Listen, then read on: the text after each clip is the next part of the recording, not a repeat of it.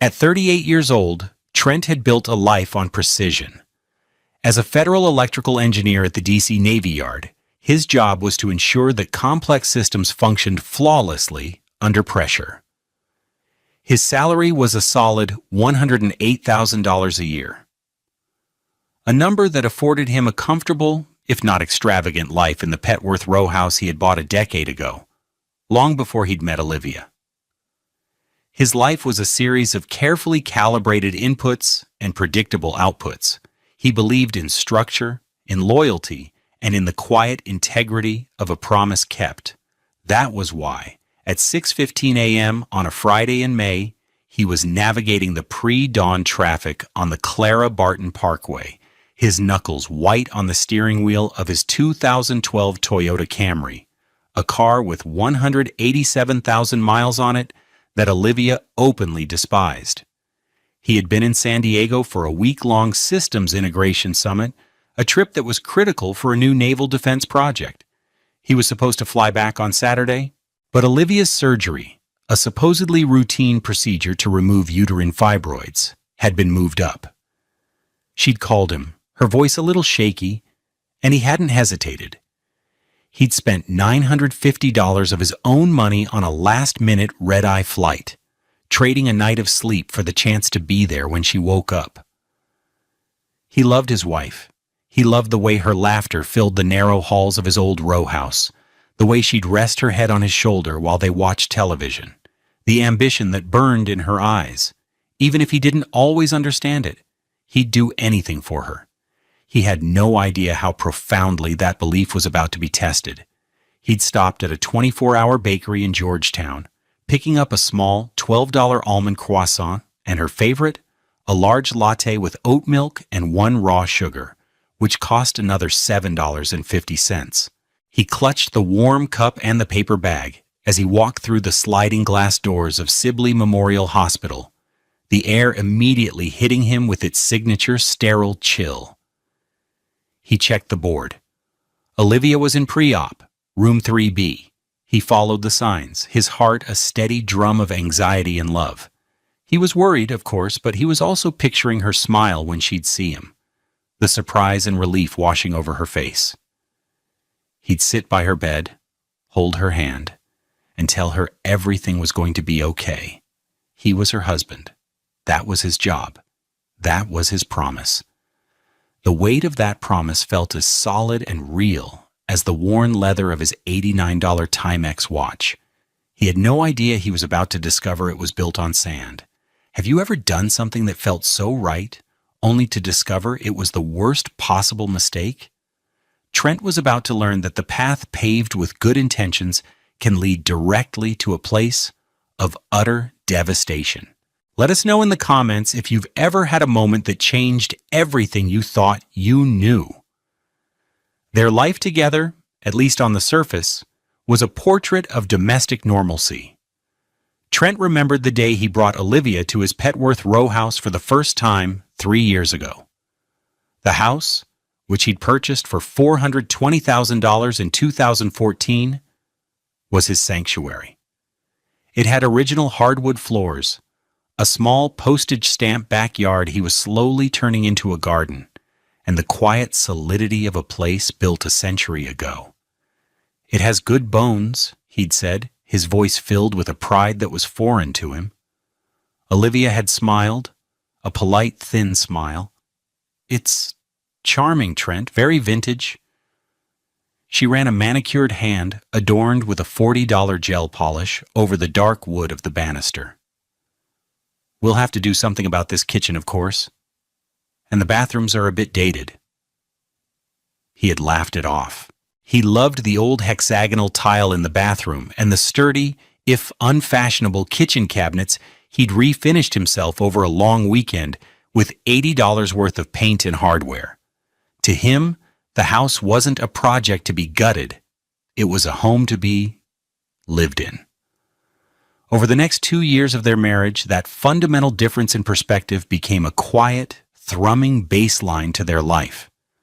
Trent was content. Olivia was restless. He would come home from the Navy Yard, his mind still untangling schematics, and find her scrolling through Zillow on her $1,200 MacBook Air. "Look at this place in Georgetown," she'd say, showing him a sleek, glass-walled condo with a price tag of $1.8 million. "This is more us, don't you think? It reflects your career, your status." "I like our house," he'd reply, kissing the top of her head, her intricate twists always smelling of coconut and shea butter. "Besides, we can't afford that." "We could if you weren't so careful," she'd say, the word hanging in the air between them. Careful. He saw it as responsible. She saw it as a limitation. He managed their finances meticulously on a shared spreadsheet. His $108,000 salary, combined with her $65,000 as a nonprofit event coordinator, was more than enough to live well. They had a joint savings account for household expenses and a shared travel fund. But Trent kept his personal finances, including the deed to the house and his investments, separate. It was a habit born from years of military discipline, a principle of maintaining a secure fallback position. Their arguments, when they happened, were almost always about money. Not the lack of it, but the application of it.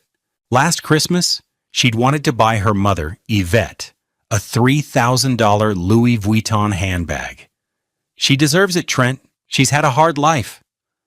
Trent had looked at their budget. "Liv, we agreed on a $500 gift limit for parents. A $3,000 purse is more than our monthly mortgage payment." "It's not a mortgage," she'd snapped back. "You own this place. It's just a number to you. To her, it's about feeling valued." In the end, they compromised on a $900 Tory Burch tote, a purchase that still made Trent's stomach clench. He didn't understand the logic of spending nearly $1,000 on something to carry other things in. He showed his love through acts of service. He was the one who packed her lunch every morning. He was the one who fixed the leaky faucet with a $5 washer, saving them a $250 plumber visit. He was the one who cooked dinner most nights, simple, hearty meals that filled their small kitchen with the scent of garlic and herbs. He thought these small, consistent acts were the bricks and mortar of a strong marriage. He was beginning to realize Olivia saw them as the unremarkable backdrop to the life she truly wanted, a life that was always just one more purchase away. The facade was perfect, but like a Hollywood set, it was all front. There was nothing holding it up from behind. He was the only one who didn't seem to know it. The outrage didn't begin in the hospital corridor. It had been accumulating for years, a slow, toxic sediment layering itself at the bottom of his heart. He just hadn't known what it was.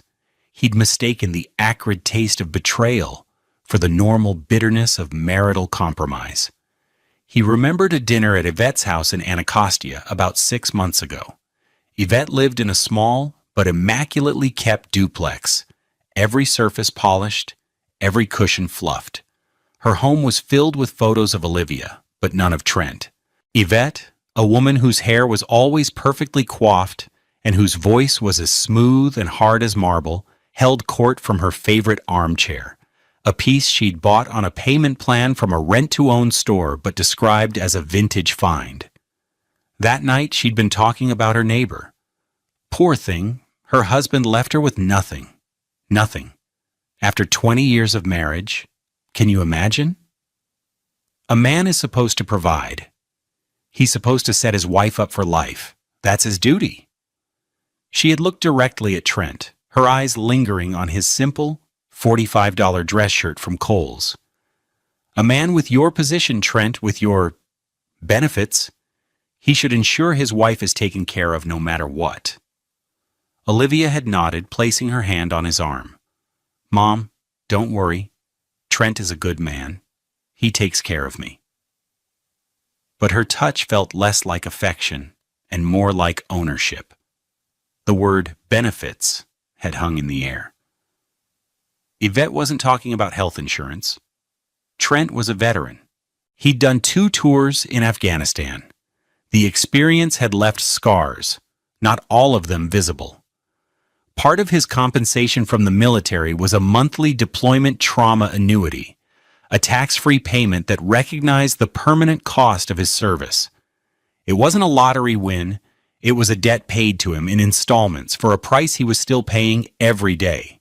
He rarely spoke of it. The money, a substantial sum, was something he considered private, a fund for a future he hoped he'd be healthy enough to enjoy. A few months after that dinner, Olivia had brought it up directly. They were in bed, the lights low. "That annuity thing," she'd said, her voice casual. "Where does that money go? I never see it on our spreadsheet." "It goes into a separate account," he said, keeping his voice even. "What kind of account?" "Just a trust I set up a while ago." She sat up, pulling the $400 silk sheet set she'd insisted on buying up to her chest. "A trust? Why is it in a trust? Shouldn't it be in our joint savings? We could use it to get a real house, Trent. We could invest it. It's not for that, Liv. It's my disability payment. It's for my long-term security." Her face hardened. The warmth vanished, replaced by a cold, appraising look he'd seen before. "Your security? What about our security? Are we not a team? You're fine now? You don't have nightmares anymore? It's just money sitting in an account when it could be working for us, for our future." "I'm not fine," he'd said, the words quiet but sharp. "I'm better. There's a difference." She had scoffed, a small dismissive sound that cut him deeper than a shout. "Oh, Trent, don't be so dramatic. Everyone has stress. You're not special. It feels like you're holding out on me. On us." She had rolled over then, presenting him with her back, a wall of cold silence that was more punishing than any argument. He'd lain awake for hours, the space between them feeling like a vast frozen expanse. The cruelty escalated. There was the fight over the Petworth house. An aggressive real estate agent, a friend of Olivia's, had dropped by one Saturday. The woman, clad in an $8,700 Armani suit that looked wildly out of place in his comfortable living room, walked through the house with a critical eye, pointing out all its flaws while Olivia nodded in agreement. "You could probably get $750,000 for it as is," the agent said, "but if you invested $100,000 in a full gut renovation, you could list for over $1 million. The real value is in the land, of course. You'd sell to a developer who would tear it down." Tear it down. The words had echoed in Trent's ears. This was his home, the first thing he had ever truly owned. He had painted these walls. He had fixed this plumbing. He had planted the dogwood tree in the backyard that was just now starting to bloom. After the agent left, the fight was immediate and brutal. "She's right, Trent," Olivia said, her arms crossed. "This house is holding us back. It's your premarital anchor. Selling it would give us the capital to finally buy a place that reflects who we are now." "Who we are, or who you want to be?" he'd asked, his voice dangerously low. "This is my house, Olivia. I bought it with money I earned on deployment while you were in college." "And now it's our marital home," she'd yelled. "You are so selfish, so stuck in the past. You and your trauma and your old house and your secret money. When are you going to join the life we're supposed to be building?" Each memory was a fresh wound, a piece of a puzzle he hadn't known he was supposed to be solving. Her dismissiveness of his service, her mother's probing questions, the constant gnawing pressure for more. A bigger house, a more expensive car, a life funded by money he considered sacred. He had absorbed each insult, each moment of casual cruelty, telling himself it was just the friction of two different people learning to live as one. He was wrong. It wasn't friction. It was a coordinated campaign of emotional erosion, designed to wear him down until he gave them exactly what they wanted. He was standing in the hospital corridor, the $7.50 latte growing cold in his hand. finally understanding the war had been declared long ago. He was just the last to know. The corridor to Pre-Op Bay 3B was quiet at 7:42 a.m. The morning rush hadn't begun. The only sounds were the distant rhythmic beep of a monitor and the soft squeak of his own shoes on the polished linoleum floor.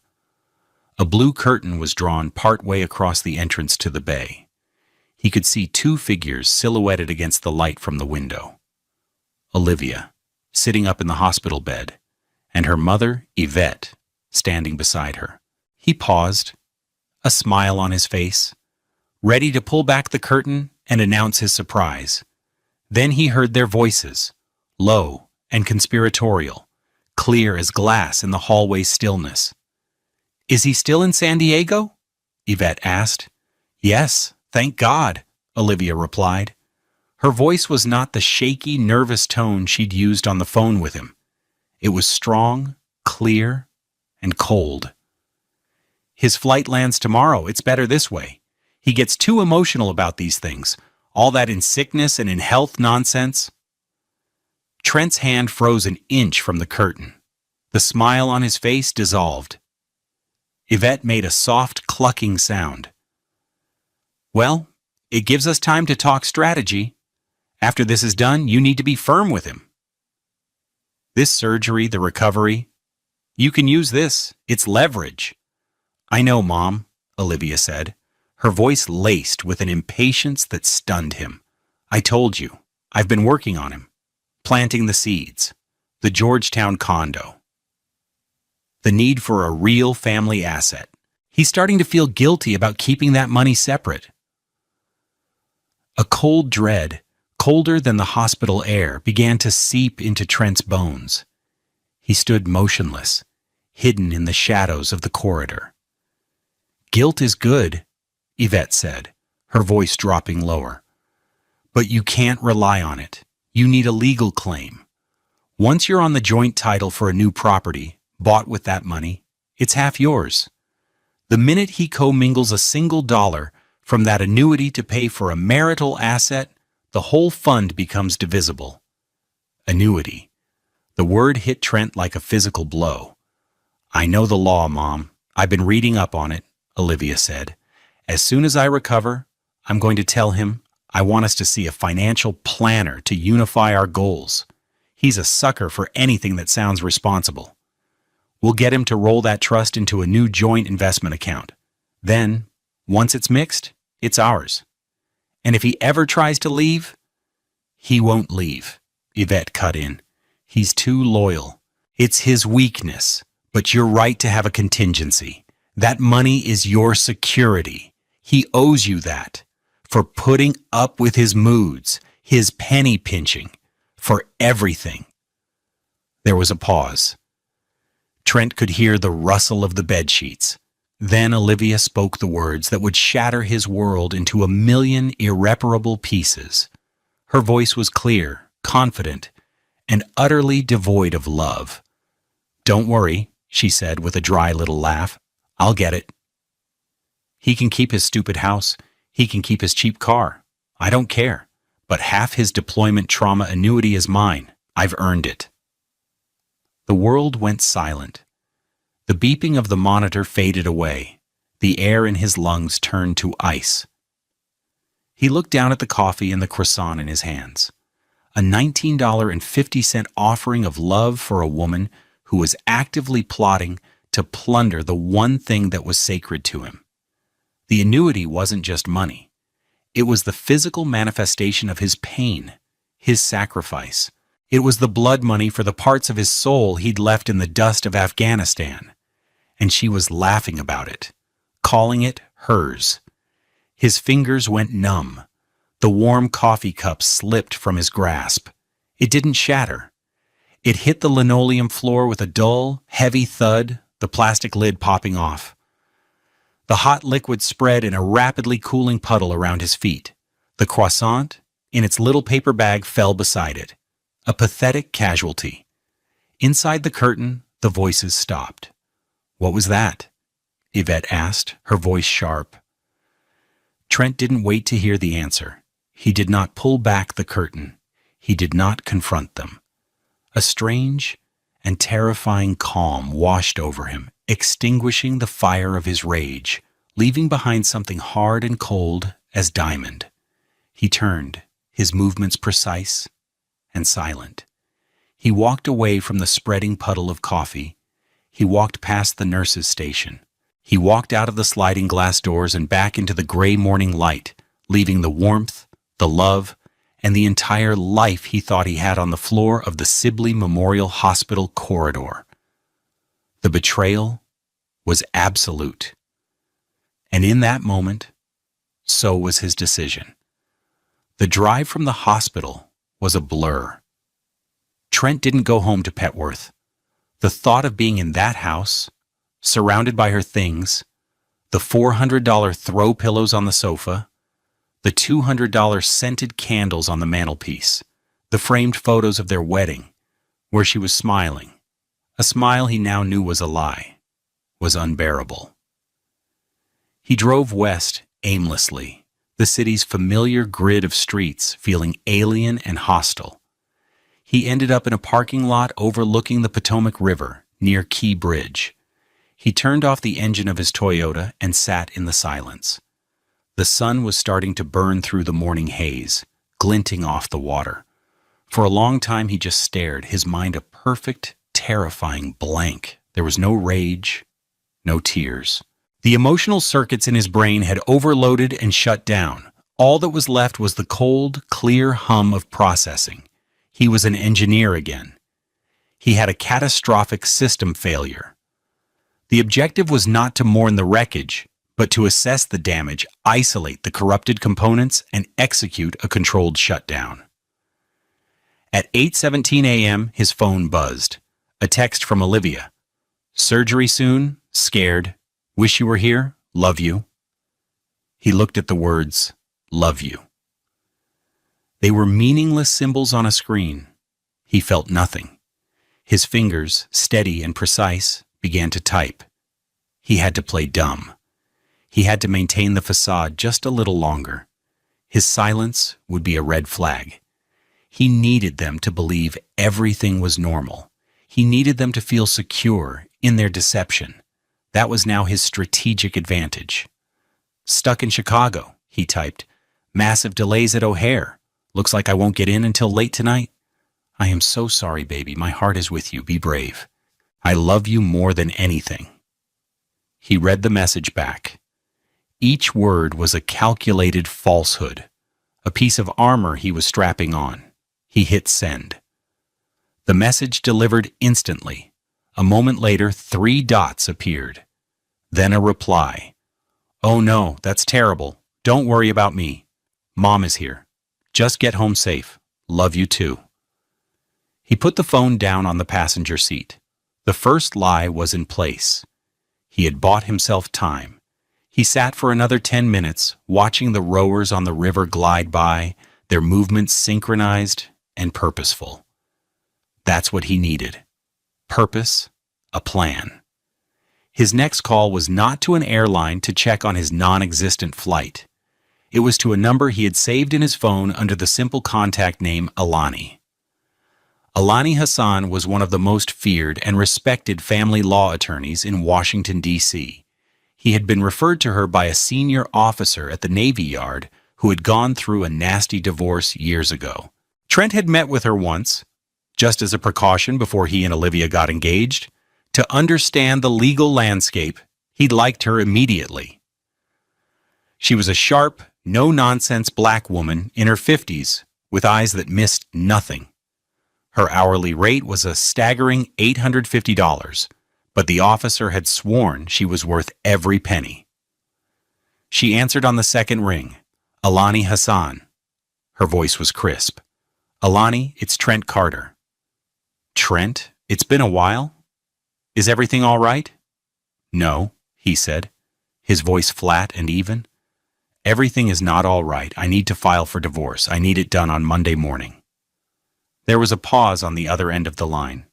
Not of surprise, but of assessment. "Okay," she said, her tone shifting from cordial to clinical. What happened? He told her. He recounted the conversation he had overheard in the hospital corridor, repeating Olivia and Yvette's words verbatim. He didn't embellish. He didn't add emotion. He delivered the facts, like an incident report. And she said, "Half his deployment trauma annuity is mine. I've earned it." When he finished, there was another silence. This one was shorter. "Good God," Alani said, the two words carrying more weight than a whole paragraph of sympathy. The unmitigated gall. "Okay, Trent, here is what we're going to do. You're right to not confront them. Your feigned ignorance is our most powerful weapon right now. Where are you?" "In my car by the river." "Good. Do not go home. Check into a hotel. Something anonymous, like a Holiday Inn Express out by Dulles. Use your personal credit card, not a joint one. Forward me the premarital asset documentation we discussed, the deed to your Petworth house, and everything related to this annuity trust." "When did you establish the trust?" 2018. "A year before I met Olivia," Trent said. "It was the first thing I did when the annuity was finalized. All payments have gone directly from the Department of Veterans Affairs into that trust. Not a single dollar has ever touched a joint account." He could almost hear Alani smile. "Trent, you may have just saved yourself $500,000. That is beautiful. That is an iron wall. Send me everything. I'll have the petition for dissolution of marriage drafted by the end of the day. We'll file first thing Monday morning. We'll have her served at her mother's house on Tuesday." "Okay," Trent said. "And Trent," she added, her voice softening just a fraction. "Stay off the phone with her as much as possible. Be brief, be loving. Be the husband stuck at the airport. You are grieving your marriage right now, but for the next 72 hours, you are an actor. Can you do that?" "Yes," he said. The cold, hard diamond in his chest felt like resolve. "I can do that." He hung up and spent the next hour in his car on his secure federal laptop, accessing the files he needed. The deed to the Petworth house, purchased May 12, 2014. The trust documents for the Trent Carter Irrevocable Security Trust, established February 2, 2018. He downloaded the most recent statement. The current balance was $487,622.14. He attached it all to an encrypted email and sent it to Alani. Then he started his car and drove toward the airport, not to catch a flight, but to find a $120 a night hotel room where he could wait, play his part, and prepare for the final, precise, and necessary act of shutting it all down. He had to play the role of the loving husband one last time, over the phone, later that day, after her surgery. He would have to listen to her voice, knowing what he knew. He would have to feign relief and love, while his own love lay dead on a hospital floor. The thought did not fill him with dread. It filled him with a chilling, resolute calm. The performance had begun. The call came at 3:45 p.m. He was in his room at the Holiday Inn Express near Dulles, the beige and brown decor a perfect reflection of his emotional state, neutral, functional, devoid of warmth. He had spent the day in a state of suspended animation, not eating, not sleeping, just staring at the cheap art on the wall, a generic print of a sunset that cost the hotel chain maybe $30. When his phone rang, displaying Olivia's picture, he took a deep breath, composed his face into a mask of concern, and answered. "Hey, baby," he said, injecting his voice with a dose of weary relief. "How are you? Is it over?" "Trent? Oh my God. It's so good to hear your voice." It was her. She sounded groggy, her words slightly slurred from the anesthesia, but she was alive. A part of him, a deeply buried, vestigial part, felt a flicker of genuine relief. "It's over. The doctor said it went perfectly. I'm in recovery now." "Thank God," he said, and that part was not a lie. I was so worried. I'm so sorry I'm not there. It's okay, she said. Mom's here. She's been a rock. He could hear Yvette in the background, her voice syrupy sweet. Tell him I said hello, darling, and that we're taking good care of his girl. A wave of nausea rolled through Trent. His girl. He closed his eyes, focusing on the ugly pattern of the hotel carpet. He was an actor. This was his scene. Tell her I said thank you, he managed. I'm just so glad you're okay, Liv. I really am. I miss you, she said, her voice small and pathetic. It was a masterful performance. She was playing the vulnerable patient, the loving wife, longing for her husband. He wondered if she had practiced this, if she and Yvette had rehearsed their roles. I miss you too, more than you know, he said. The duplicity of his own words tasted like ash in his mouth. My flight is finally confirmed for 9 p.m. I should be home around midnight. I'll come straight to the hospital. This was another lie, a necessary one to keep the timeline of his return believable. In reality, he would not be going anywhere near that hospital. No, don't do that, she said quickly. I'll be discharged tomorrow morning. Mom is taking me to her place to recover for a few days. It'll be easier there. You can just meet me there tomorrow, okay? Get some rest. Of course. It was all part of their plan. Keep her at Yvette's, in their strategic headquarters, where they could control the narrative and continue their plotting. It was perfect. It gave him the space he needed. If you're sure, he said, feigning reluctance, I just want to see you. You will? Tomorrow, she cooed. Now I should rest. I love you, Trent. I love you too, Olivia, he said. He ended the call and tossed the phone onto the other queen bed. The silence of the room rushed back in. He stood up and walked to the window, looking out over the parking lot and the highway beyond. The performance was draining but necessary.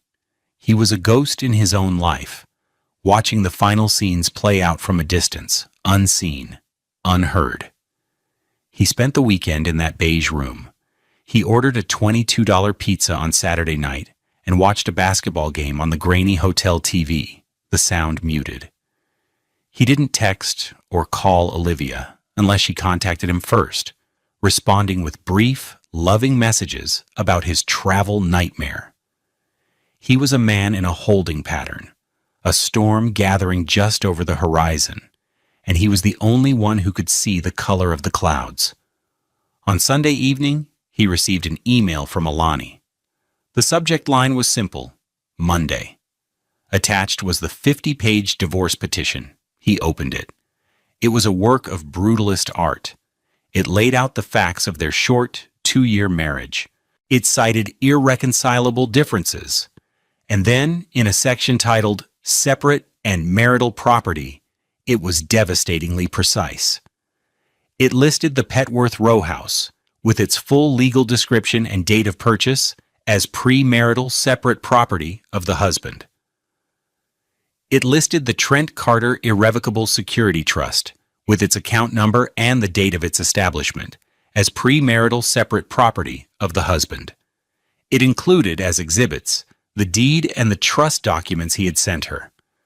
The petition requested a simple, clean dissolution. Each party would retain their own premarital assets, their own debts, and their own personal property. There would be no alimony, no shared property to divide. It was a document of total financial separation, an execution of the legal firewall he had unknowingly built years ago. He read it twice. It was perfect. It was a declaration of war disguised as a legal filing. It didn't mention the conversation in the hospital. It didn't need to.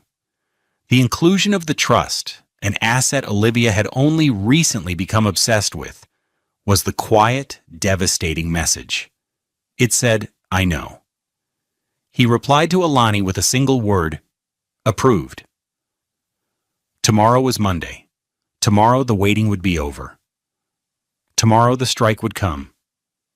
He felt no satisfaction, No anger, no sadness. He just felt the quiet, grim certainty of a man about to push a button he knew would change everything. Forever. The system was failing. A controlled shutdown was the only option left. Monday morning, the sky over Washington, D.C. was a brilliant, cloudless blue, the kind of beautiful day that felt like a cruel joke. At 8:30 a.m., Trent was sitting in Alani Hassan's office on K Street. The space was the opposite of his hotel room, all glass and steel, with a panoramic view of the city. A single, perfect white orchid sat on the corner of her massive mahogany desk. The orchid probably cost more than his watch. Alani, dressed in a sharp navy blue dress that probably cost more than his monthly car payment, slid a single sheet of paper and a pen across the desk.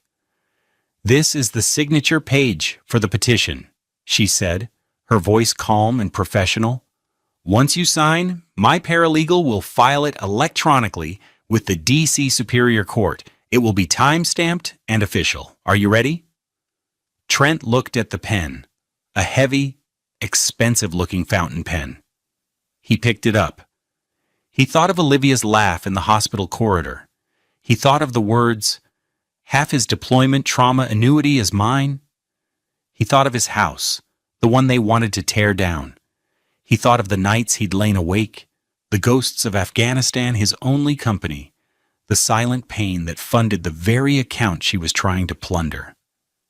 He signed his name. His hand did not tremble. The signature was clean and firm. "Done," he said, sliding the paper back to her. Alani nodded, a flicker of something, respect, perhaps, in her eyes. She picked up her desk phone. "Cynthia, we're ready. File the Carter petition." She listened for a moment. "Thank you." She hung up and looked at Trent. "It's done. Filed at 9:05 a.m. The system is processing. A process server is on standby. We have Yvette Sutton's address in Anacostia. We know Olivia Carter is recovering there. The server will deliver the papers tomorrow morning at 10 a.m. We want her to be rested. We want her to be clear-headed when she reads it." The cold precision was breathtaking. "What happens now?" Trent asked. "Now you continue to be the loving husband who just got back to town," Alani said. "You'll drive from the airport to Anacostia. You'll arrive full of apologies for the delay. You will not mention this. You will spend 1, maybe 2 hours with her. You will be kind. You will be attentive. Then you will say you need to get back to your house to unpack and prepare for work. And then you will leave, and you will not go back." It was the hardest part of the plan. He had to look her in the eye one more time. He drove his Camry to Anacostia, the neighborhood a stark contrast to the glass towers of K Street. Yvette's duplex was neat, the small lawn perfectly edged. He took a deep breath and knocked on the door. Yvette opened it, her face a mask of practiced sympathy. "Trent, you poor thing. We were so worried about your travel."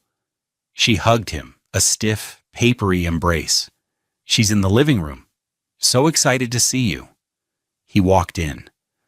The living room was small and crowded with furniture. Olivia was propped up on the sofa, buried in pillows, a fluffy blanket pulled up to her chin. She looked pale, but her eyes lit up when she saw him. It was a convincing performance.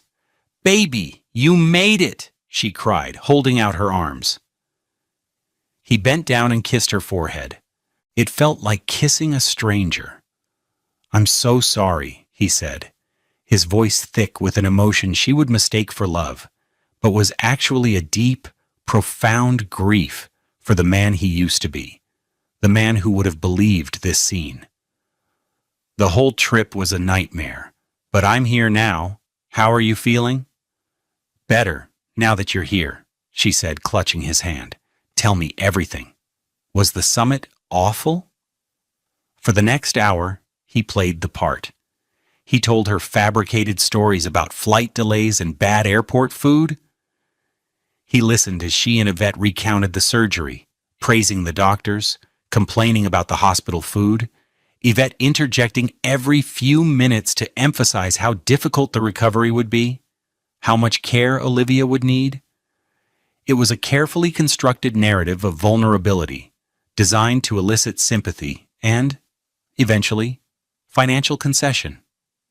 He nodded and made all the right sounds. He refilled her water glass. He plumped her pillows. He was the perfect, doting husband.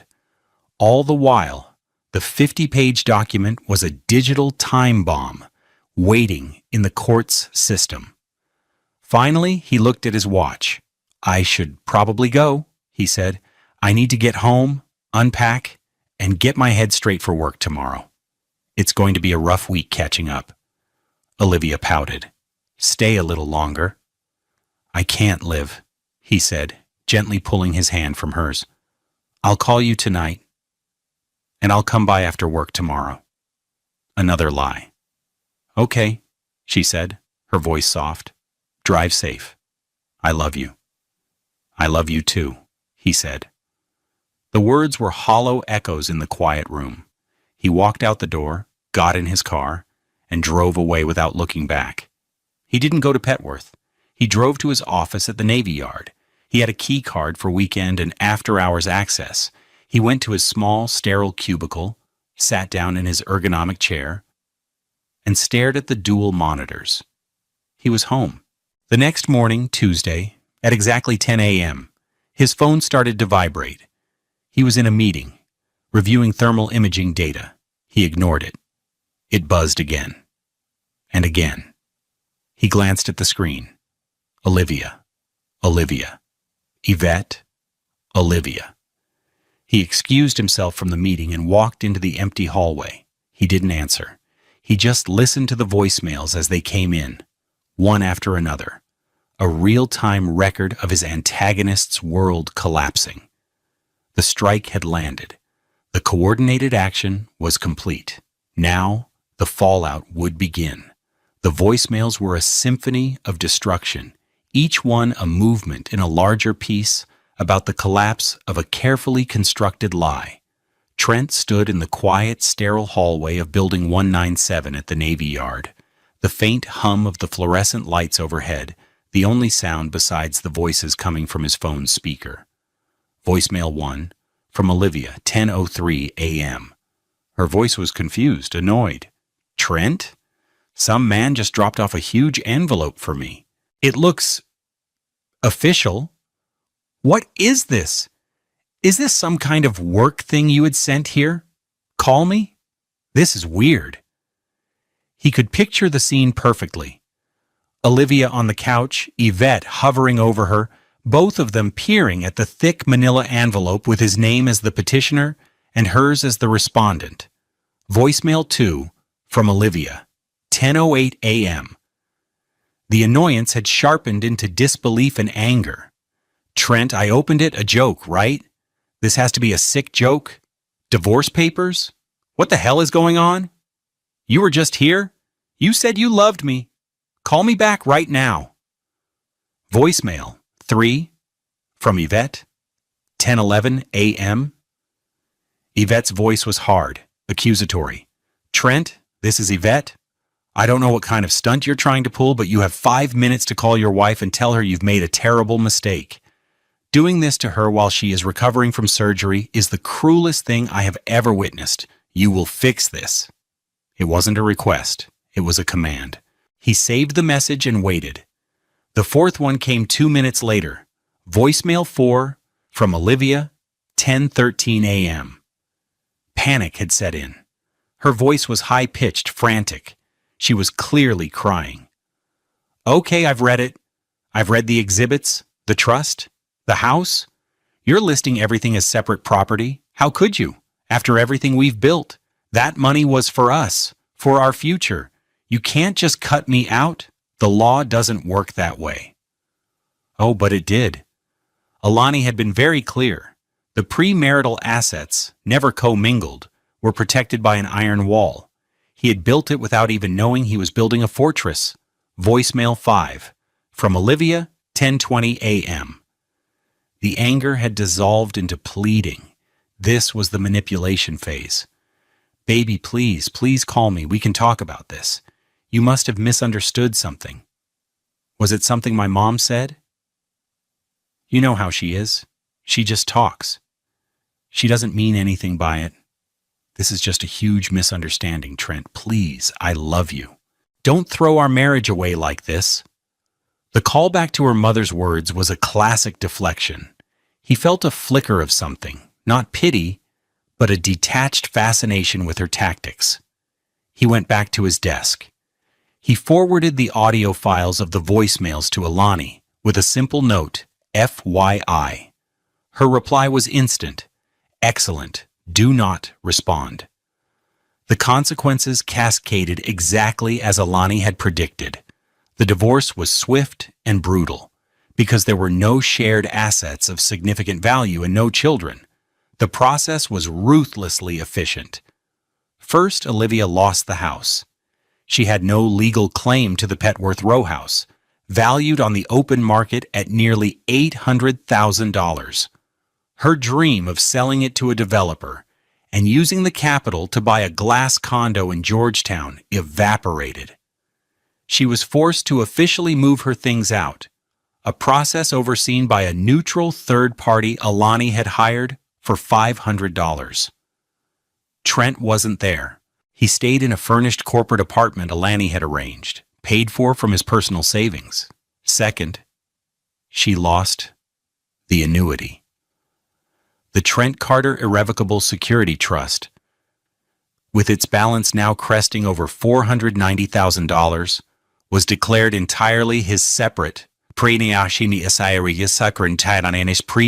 property. Her plan to get half the leverage from her surgery, the unifying our goals, meeting with a financial planner, it all amounted to nothing. The court documents made it clear she was entitled to exactly $0. The sum she had so confidently declared as mine was, and always would be, his alone. Third, she lost her lifestyle. Without Trent's income subsidizing her spending, her own $65,000 salary was not nearly enough to maintain the life she projected. Her credit cards, already burdened with thousands of dollars in debt for $2,400 Burberry dresses and expensive dinners, were maxed out. Her leased white BMW 3 Series, with its $650 monthly payment, was voluntarily repossessed, wrecking her credit score for the next 7 years. She was forced to drive her mother's 10-year-old Nissan Sentra. Fourth, Yvette lost her access and her status. The pipeline to her successful son-in-law's money was severed permanently. Her social standing among her friends and church members, which had been significantly inflated by her connection to a Navy Yard engineer with benefits, crumbled. She was no longer the mother of the woman living a glamorous life. She was the mother of a divorced woman in her 30s who was forced to move back into her childhood bedroom in Anacostia. The $900 Tory Burch tote bag now seemed like a hollow trophy from a war she had decisively lost. The final decree of divorce was issued in less than 90 days. Olivia Carter was once again Olivia Grant. She was left with her personal belongings, her significant credit card debt, and a job that could barely cover her expenses. The grand future she had been plotting with her mother had dissolved into a bleak present, living in the same small duplex where the conspiracy had been nurtured. The consequences were not cruel. They were merely the direct and unavoidable result of her own choices, enumerated in dollars and cents for the court to see. For Trent, it was the end of a chapter. For Olivia and Yvette, it was the end of a dream, built on greed and deception. 2 years later, on a bright Saturday in October, Trent was on his knees in the small backyard of his Petworth row house. The grass was gone, replaced by 3 raised garden beds he'd built himself from $200 worth of cedar planks. His hands, covered in rich, dark soil, were tending to a row of late-season kale. The garden was his therapy. It was a place of quiet growth, a tangible connection to the earth that demanded patience and care, and gave back honest, nourishing results. The house no longer felt haunted by memories of Olivia. It felt like his again. The silence was not emptiness, it was peace. His life had been rebuilt, not on the old foundations, but on something new and far more solid. He was still an engineer at the Navy Yard, still earning his steady salary, but his purpose had expanded. One evening, a year after the divorce, he had attended a networking event for a nonprofit called Vets in Tech. He had gone reluctantly, pushed by a colleague. There he met a young Marine veteran, a black man named Jamal, who was struggling to transition his skills as an avionics technician into a civilian career. Jamal was smart and driven, but lost in a world of corporate jargon and bewildering HR portals. Trent saw himself in the young man's frustration. That night, he offered to look over Jamal's resume. That single act of service blossomed into something more. He started a mentorship program, a pipeline connecting veterans to engineering and tech jobs within the federal government. He used his network, his knowledge of the system, his own story. He wasn't just helping them with resumes. He was translating their military experience into a language civilians could understand.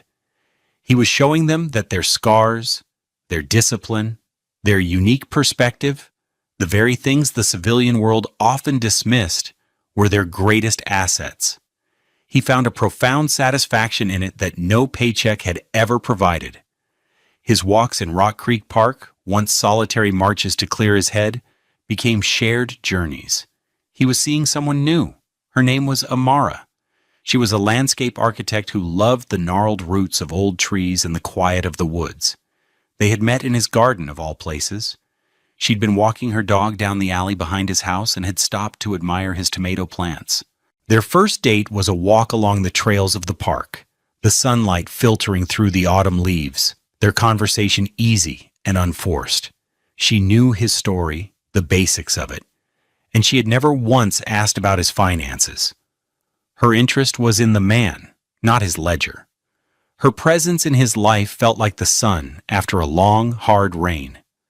Last week, Jamal, the first veteran he'd mentored, had stopped by the house. Jamal had landed a great job with the Department of Transportation and had just gotten engaged. He brought his 6-year-old daughter, a bright-eyed girl named Zola, with her hair in a cloud of beautiful puffs. As Jamal and Trent talked in the living room, Zola sat at the dining room table, drawing with a set of crayons. Before they left, she ran up to Trent, her little hand clutching a piece of paper. "This is for you, Mr. Trent," she said, her voice a breathless rush. He unfolded the drawing. On it were 2 figures drawn with a heavy hand. One was a tall man with short black curly hair labeled Mr. Trent. The other was a smaller figure labeled Me. They were holding hands. Zola had used a rich brown crayon for both of their faces and arms. "That's us," she explained seriously. "You're a black man, and I'm a black girl. We're friends." Trent's throat had tightened. He looked at the simple, powerful drawing, a testament to a connection forged not by obligation or transaction, but by genuine care. It was more valuable than the entire balance of his trust fund. He had it framed. It now sat on his desk at the Navy Yard, a $20 frame holding a priceless work of art. True wealth, he had come to understand, has nothing to do with the numbers in an account. It is not found in the cold gleam of a luxury car or the square footage of a glass condo. True wealth is character. It is integrity. It is the peace of a quiet morning in your own garden. It is the trust of a friend and the innocent honesty in a child's drawing.